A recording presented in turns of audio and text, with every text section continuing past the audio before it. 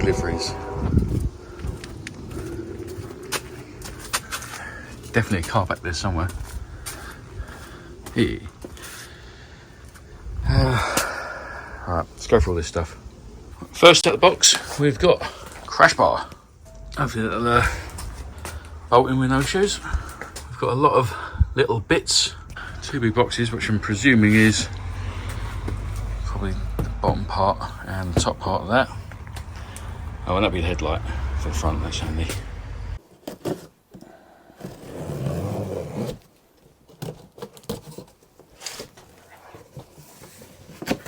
Quite halfway some, fucking hell. It's got different mounting tabs on it from the #1, that's the same, the underside one. That side one's different, that's different as well. That's on the #1 you screw it in there, it looks like it's also got a little clip on it. We'll keep that out of the way.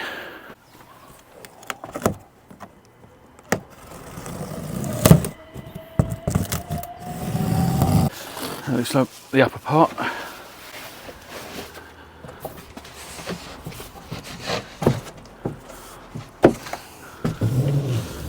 That's definitely the lower part.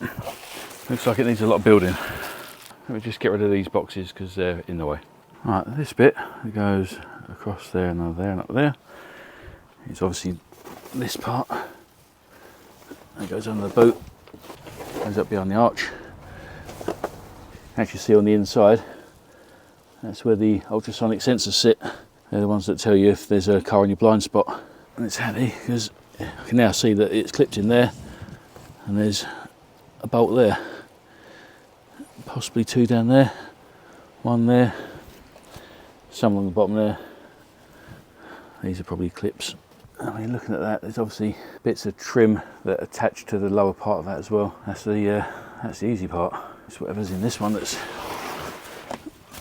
going to take some building. Yeah, that's a lot more complicated, isn't it? All right, hang on.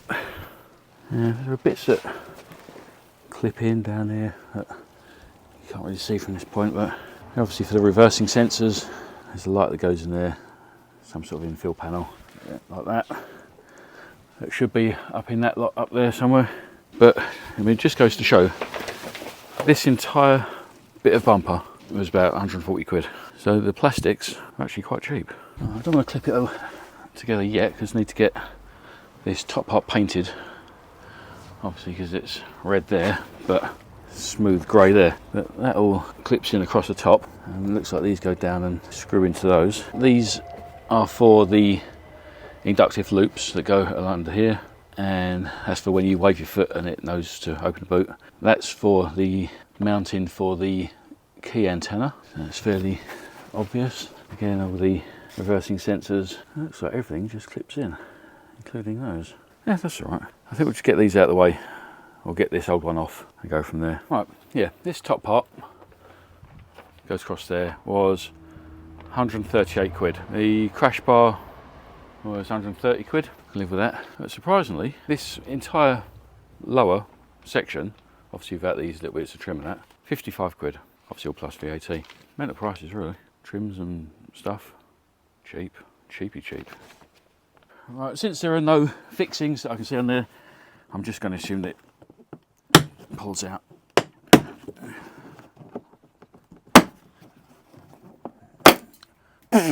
Yeah, mainly clips, including the one that's now snapped. Not an issue, I can get new clips. Torx 25. There's 2 little screws, one there, one down there.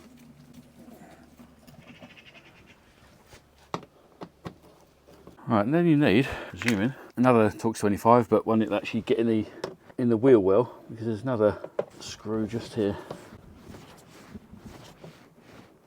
Worth noting that the one that goes in the wheel arch has got a domed head, and the ones that go through the rear bumper have got separate washers. I'll have to open the boot to get a bit more room, but I'll just repeat exactly the same on that side.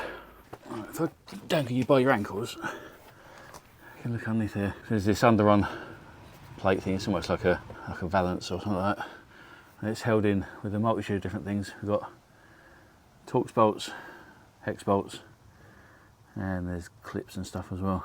So get out everything you can find underneath here, and that should free it a little bit more from the substructure.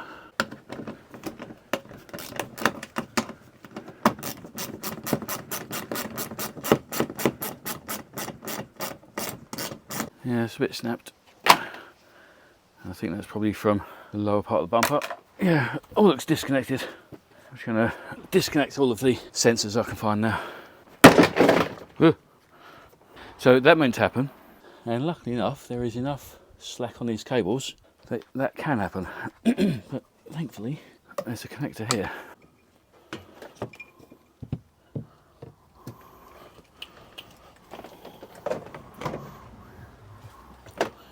Yeah, they are the ultrasonic sensors, one on each side.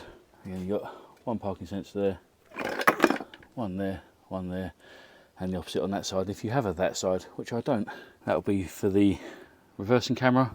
These are the lights for the number plate.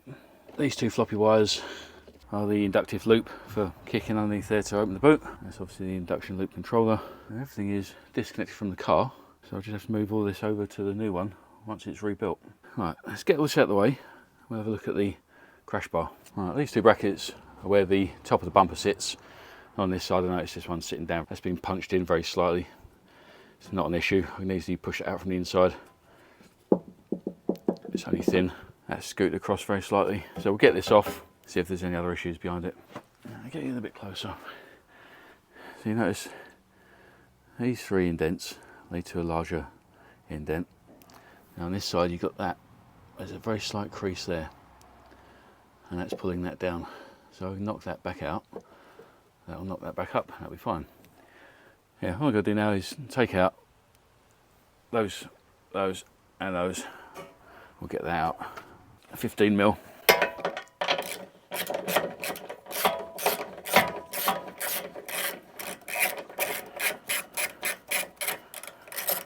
Right, the issue is, where it's been punched, it's pulled it in and it's gripping hold of the studs. And that's one of the two reasons I don't like the studs. The other reason is, if they get damaged, then what? Whereas you can't really damage a threaded hole and you just replace the bolts. So these are going to need to be removed with great force, I think.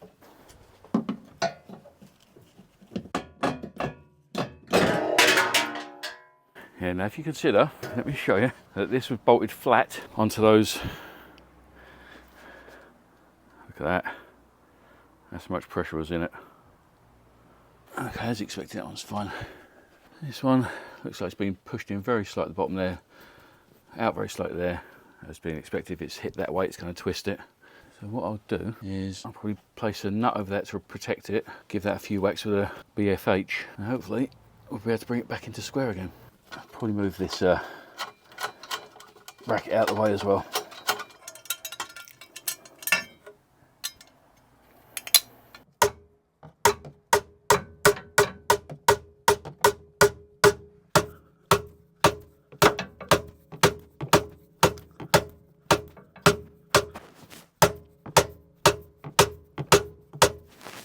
It's bending back. Not really got anywhere to swing. I've got another idea.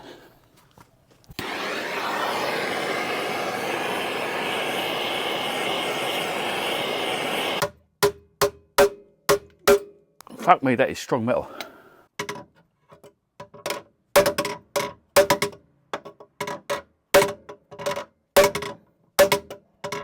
Right, leave me to it for a while. Right, that actually turned out to be fairly easy. If you got the right tools. Probably not the right tools, but number 6 record vise, made in England probably in the 50s, cranked down totally flat. Problem is that thing does weigh about 20 kilos, so I've had to put it on a jack. Yeah, straight, that's all right.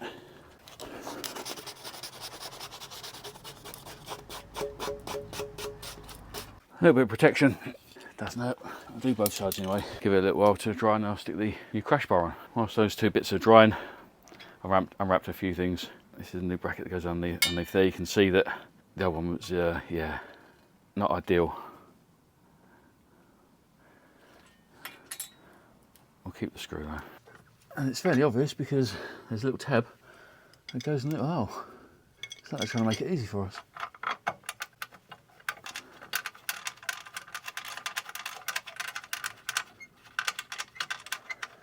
reconnect the wire and loom harnesses.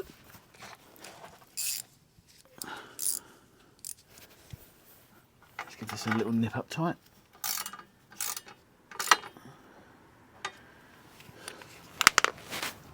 Nice. The that one's okay. This one was very slightly bent. It's so thin. It's very easy to reshape. It's fine. It's handy really because they're welded on, which is a bit of a pain. Good enough.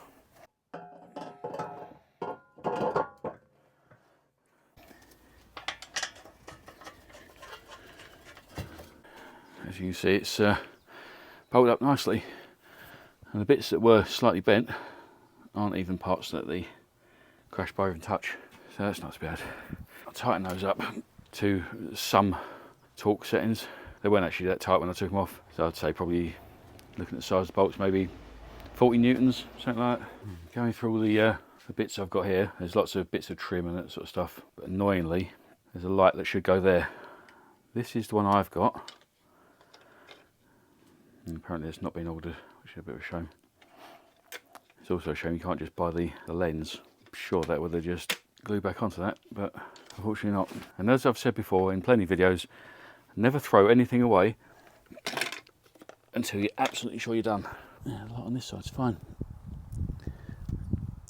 He didn't order any of the stuff on this side, so I can reuse it. I'm pretty sure I've got that, because that goes all the way across, that's broken, to rescue all the electrics. So let's break this down, get all the bits off I actually need. Why would they do that? Metal number plate, I don't understand for a start.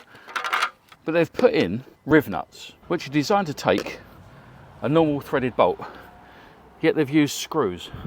Fucking dumbasses. Mind you, smart lakeside. I shouldn't expect anything else, to be honest.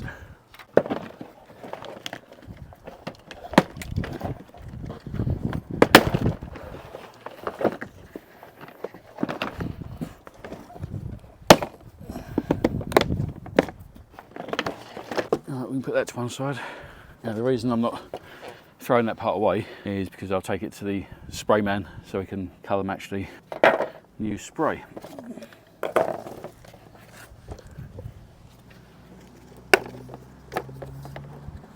One important part, we'll keep that. We'll keep the camera and the lights.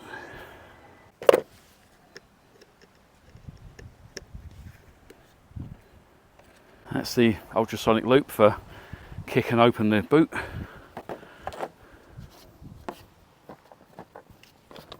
And that's the key antenna.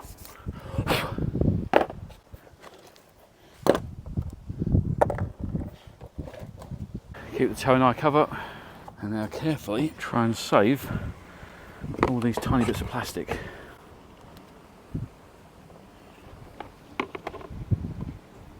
Yeah, that survived.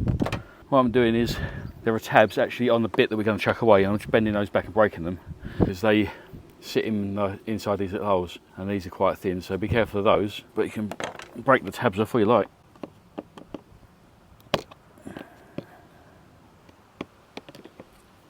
I think I've got a replacement for that one anyway, but obviously don't throw anything away. Right, we don't need to replace or repair that one, we've already got one. I think that's everything for that. Put this to one side.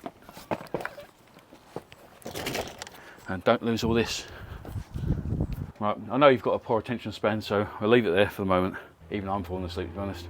The next one, we're going to be rebuilding that. I'll have to order the new light as well. We'll be sending the other part of the, oh, it's in there somewhere. The part that should be painted, we'll take it off down to the man who will paint the stuff.